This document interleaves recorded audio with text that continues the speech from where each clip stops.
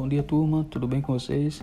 Hoje nós iremos estudar a Era Vargas, um assunto muito importante da história da política nacional, e é importante que vocês prestem bastante atenção para que possam compreender esse conteúdo.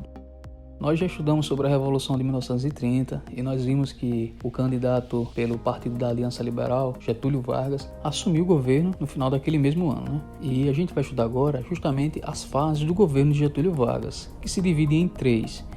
E nós podemos observar isso claramente aqui no mapa mental, onde a gente percebe aqui a divisão dos períodos da Era Vargas, onde nós temos como o primeiro período o governo provisório, o segundo período o governo constitucional e o terceiro e último período o Estado Novo. Nós iremos agora entender um pouco mais sobre estes períodos e compreender quais foram as principais características que fizeram com que o governo de Getúlio Vargas fosse tão importante para a história do Brasil.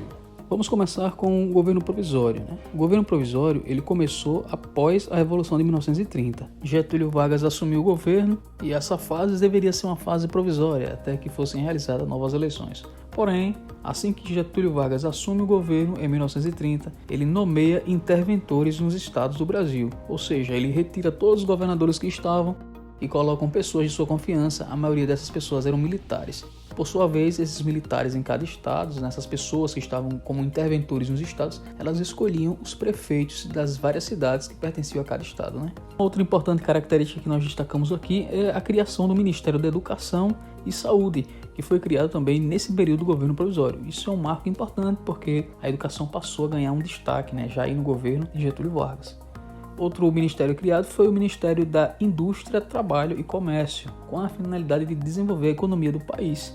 E uma das estratégias para desenvolver essa economia do país, Getúlio Vargas buscou introduzir indústrias de base no país, que são indústrias que produzem produtos necessários para o consumo de uma determinada sociedade. Porém, em 1932, começa a haver uma grande revolução no estado de São Paulo por novas eleições. A elite paulista, insatisfeita com o governo de Getúlio Vargas e a forma com que ele colocou interventores nos estados, lutava para que houvesse novas eleições e também para que houvesse o fim dos interventores nos estados, principalmente no estado de São Paulo. E aí, por conta disso, essa revolução começa a crescer bastante e recebe o nome de Revolução Constitucionalista.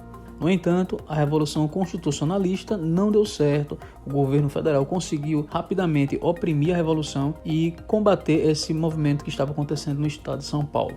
Porém, os efeitos dessa revolução continuaram persistindo no governo de Getúlio Vargas e ele acabou cedendo às pressões. Em 1934, uma nova Constituição foi finalmente promulgada no Brasil. Também houveram nesse período a abertura no campo político para novos partidos que surgiam no país.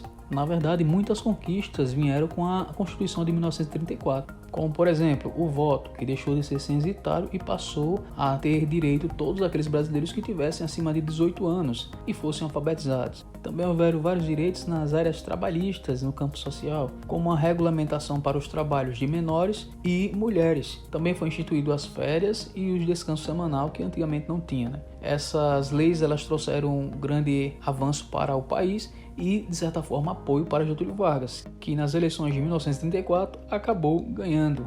As eleições de 1934 foi realizada de forma indireta, ou seja, quem votou foi o próprio parlamento e Getúlio Vargas conseguiu se reeleger com o mandato até 1938.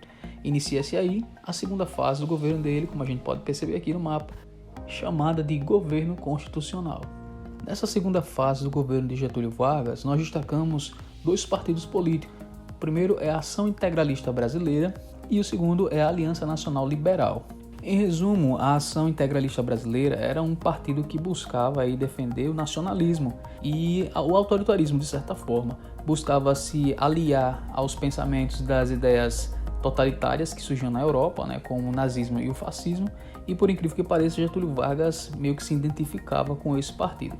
Já a Aliança Nacional Libertadora se opunha às ideias nazifascistas, buscava também o desenvolvimento da nação, em especial tornando o governo de certa forma mais popular. As ideias da Aliança Nacional Libertadora fizeram com que a elite pressionasse o governo e o governo acabasse fechando essa organização, o que de fato aconteceu. Membros da Aliança Nacional Libertadora realizaram então uma revolta e essa revolta ficou conhecida como a Intentona Comunista. Porém, essa revolta também não deu certo e ela foi rapidamente oprimida pelo governo federal.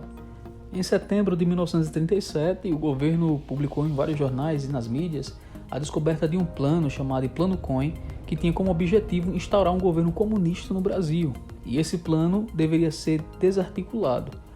Para garantir que não viesse a acontecer o que estava proposto no Plano Cohen, o governo declara então o Estado Novo. Porém, a verdade é que o Plano Cohen foi apenas um golpe articulado por Olímpio Mourão Filho para manter Getúlio Vargas no poder.